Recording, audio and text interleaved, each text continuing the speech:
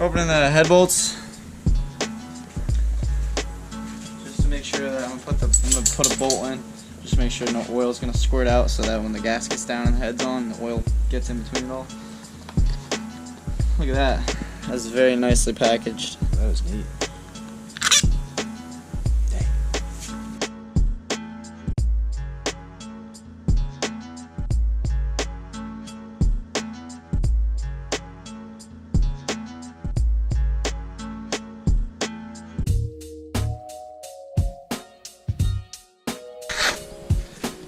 Alright, so now I'm just opening up the head gasket.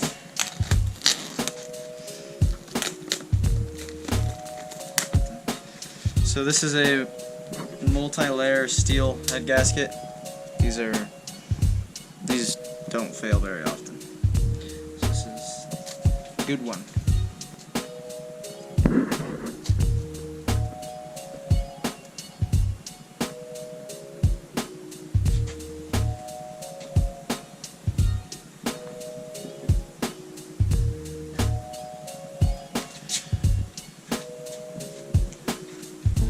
There she is.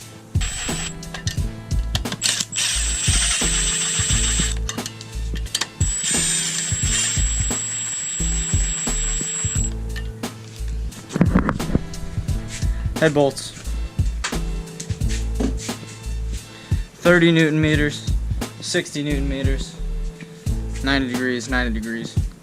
For what? Each bolt? Yep.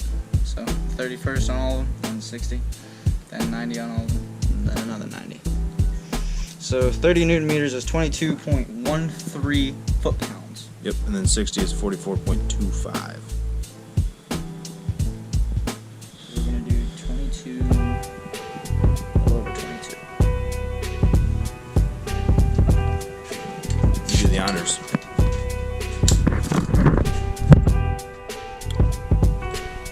We already did this side right here.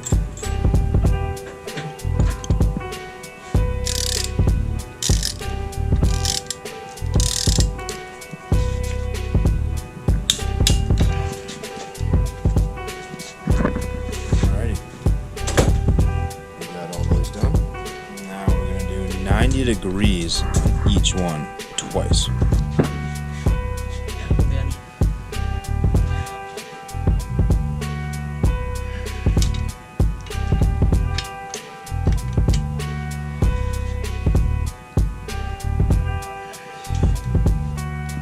What I've just done now is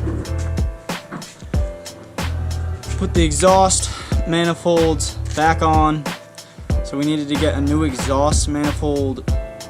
I don't know what you call it. You can call it like a nut stud. I guess you could say that's what that's called. Needed a new one of those and a new exhaust stud that's in there, back under there, obviously. That's what this is connected to. So this is that part number from FCP, and then we got new exhaust manifold gaskets. L-ring, das Original. New exhaust manifold gaskets for both sides. Torque to spec, 25 Newton meters for the exhaust manifold nuts. So both exhaust manifolds are on.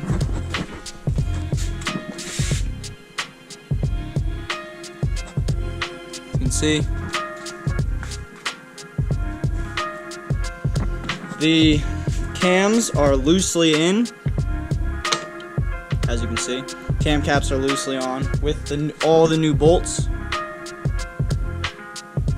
on both sides.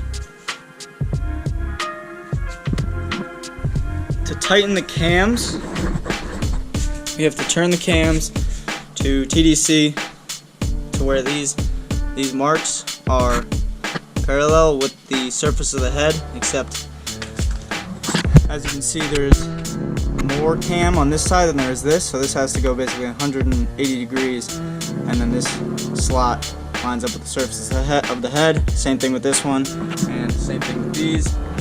And then we can begin the tightening sequence for the cam caps. On the diagram, I believe it's like E2, E4, and E6, or whatever the cam. Yeah, you can see it's upside down. E2. There's A2, A3, E3, E4, E5, and so on. So we tighten using diagram, I believe 4, completely down, and then tighten the rest for both sides.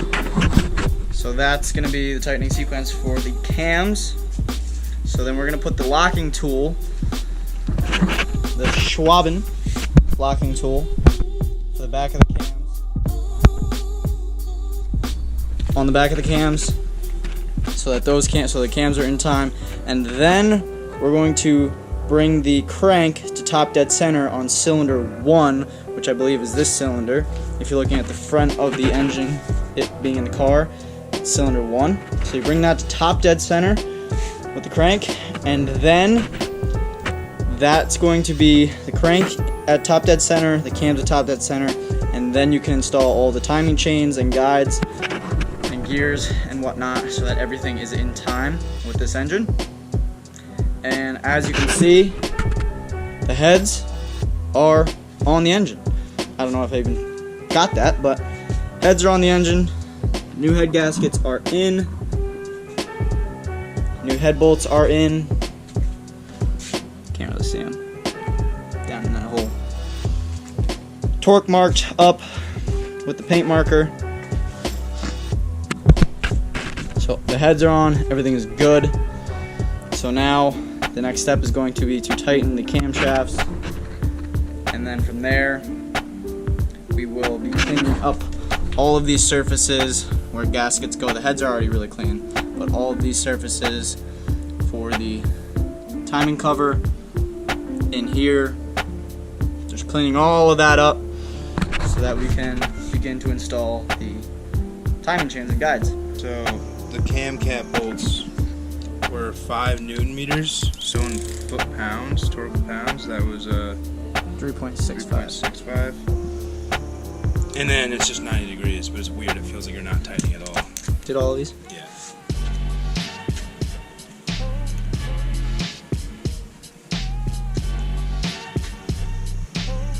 So that's what we're doing right now. We're just finishing them off with a 90 degree turn. So right there.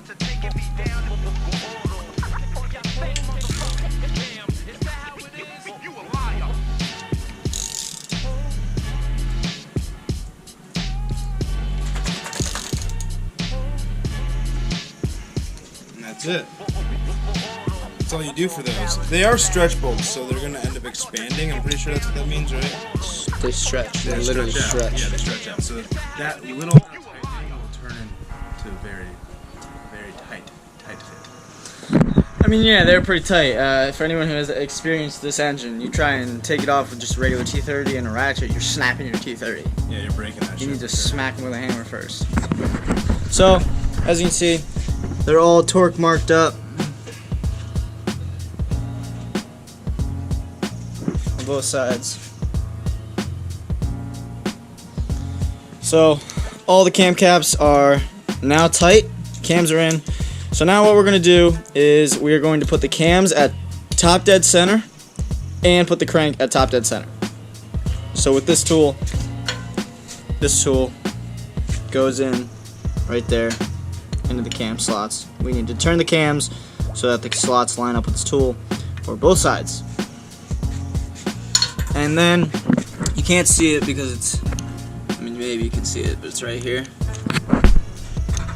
This is the cam lock pin tool.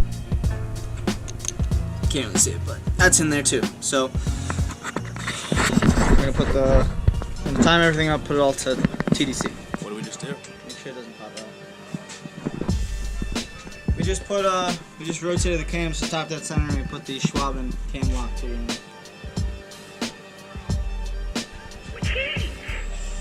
Yeah, I know some, but yeah, man, you go so crazy over there with Craig and them, cause I Bitch, look at that good weed, motherfucker. You gotta have fucking money, bitch. Like $20.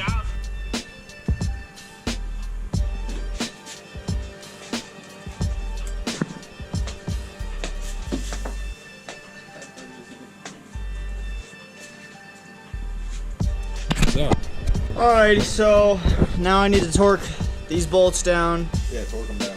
Well, what you gotta do is, obviously the engine top dead center, you have the timing tools on the end of the cams, the timing tool under here for the crankshaft, and then there are these tools.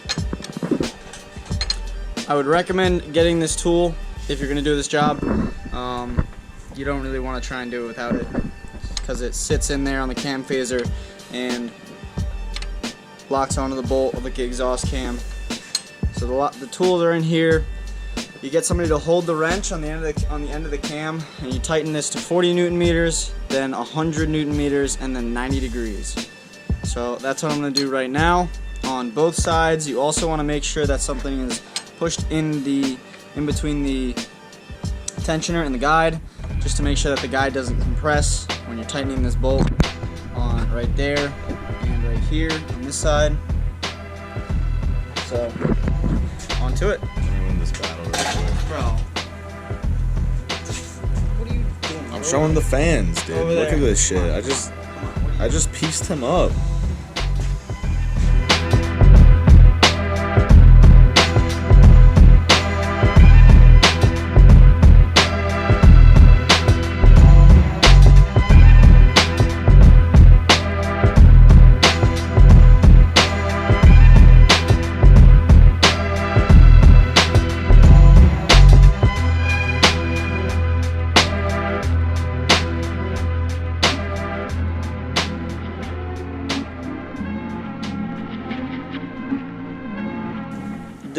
this heater core hose that broke, this end broke when we were taking the engine out. So the new hose is in. We just fed it up through little fiberglass cover, and the hose, it's the bottom hose right there.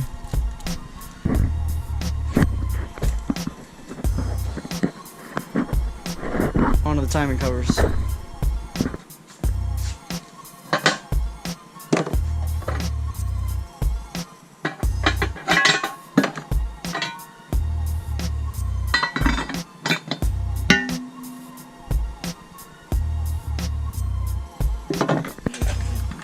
Look at that chain.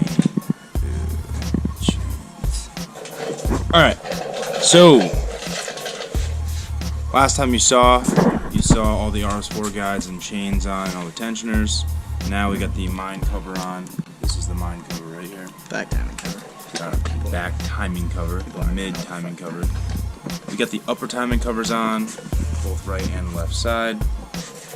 We had to do new silicone, as you can see, all around. Let's see what's up here. All around every part of the cover. Currently, we are putting all the bolts and nuts in, or no, all the bolts in, and we're gonna torque them down to their spec. Put this gasket back in right here. Sides. Goes behind the solenoid. So torque's 30. So These are the Torx 30s. 11.5 foot-pounds. 11.5 All of them. foot-pounds every single one. Now, Then these are 6mm Allen heads, Allen head bolts, these ones. And these are 25 Newton meters, so 18.5 foot-pounds.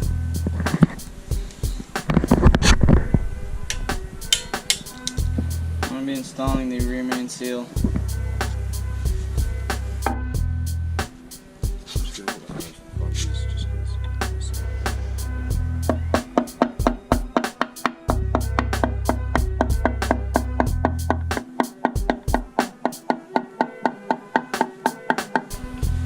Put the new valve cover gasket on right here. Put these new seals in.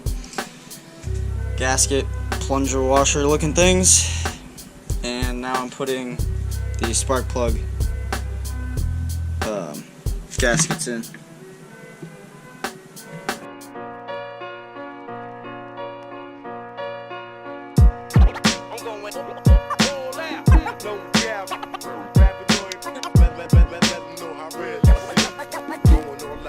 So I'm putting a little bit of silicone on the ends of the half moons so that the valve cover gasket seal can properly seal around the ends of the half moons. Okay, so the oil filter housing is on, and now what I'm going to do is I'm going to continue to put the intake manifold on and then hook up the whole wiring harness back up into the engine, button up some other things, put all the hoses on the back, keep putting the engine back together. One little thing, the new intake manifold gaskets are on. There's a dowel here, a guide dowel here, a guide pin here, and there's a plastic guide dowel. We got new ones because the old one broke and they were like $4, so might as well get new ones. These have to go on after you put the intake manifold gasket on both sides. Just so you know. So right now what I'm doing is I'm just putting the EGR pipe back on, where the EGR pipe connects to the head right here on this side and this side, 2 canisters. And there's a securing bolt back there and right here. It is the short ones. And then there's the little plastic tube that runs around here, on the left side of the oil filter housing, under the injector plugs, over here to this sensor right there, plugs in right there, and then the other side goes around the back, over the intake manifold, under the intake manifold, so, servo, whatever you want to call it, under here, and then connects right there to this side of the EGR pipe. And I'm going to tighten that down, and then I'm going to put the coolant pipe around the EGR pipe. Okay, so I now have PCV hose? Yeah? Maybe? Yeah. Ventilation hose. Anyway. Connected up here. So we got this hose on. We got this is part of the attached to the coolant pipe back here. This coolant pipe, the EGR connected right here and right here, and then this hose, which is connected right here, connected right there, pipe that comes from the intake manifold underneath the throttle body, right there, right here, and right here. So all that is back on. The next thing I'm going to put on, which maybe I should have put on first, but it's not really in the way, is the transmission is going to go on next, because you can see there's clearance for the bolts on the top, but it's whatever. So the clutch and flywheel, pressure plate, those are all going to go back on.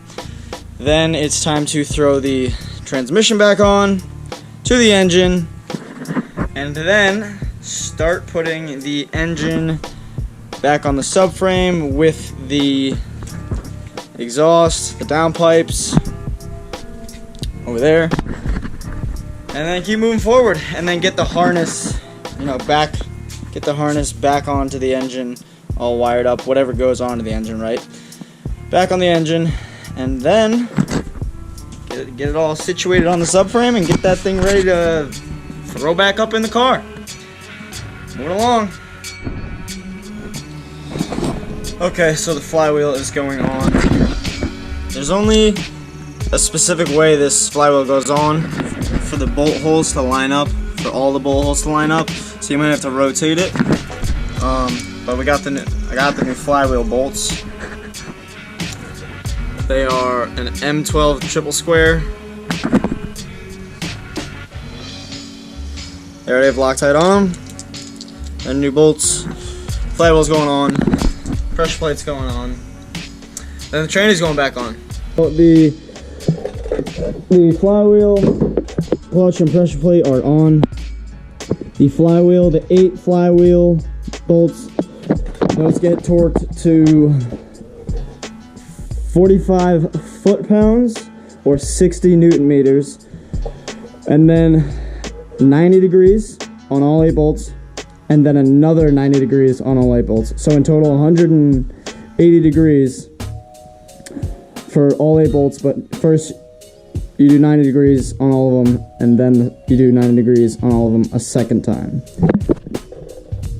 The pressure plate bolts are 25 Newton meters or 18.5 foot-pounds, and no additional turning needed, no additional torque needed. 25 Newton meters, 18.5 foot-pounds.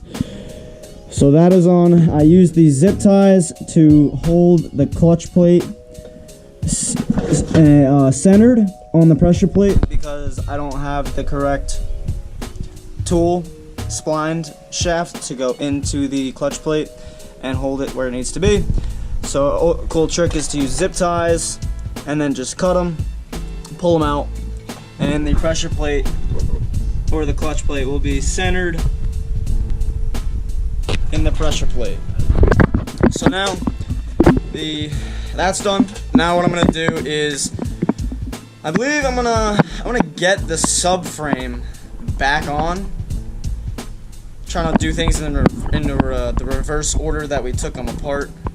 We took the subframe off before we took the transmission off and the exhaust. So I'm gonna probably put the subframe back on, put the exhaust back on,